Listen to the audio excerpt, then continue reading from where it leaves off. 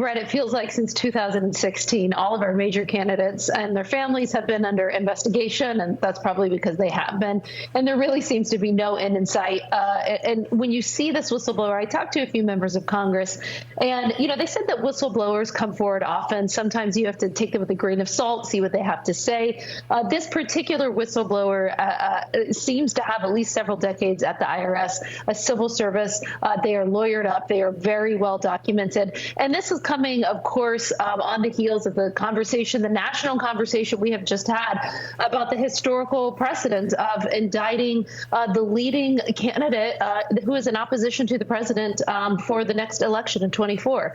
So you already have a group of people, in many polls, getting close to 50% of Americans who lack faith in our judicial system. And whenever you start to see credible career servants come forward and say that there are political ramifications behind these investigations, well, people just look to things like Twitter executives testifying in Congress that they were told to withhold the Hunter Biden laptop story ahead of the 2020 election. You start compounding all of these different scenarios. And my worry and my fear is that we have such a politicized rhetoric in this country that there really is a lack of faith in these investigations, not only by the DOJ, but now even by the IRS.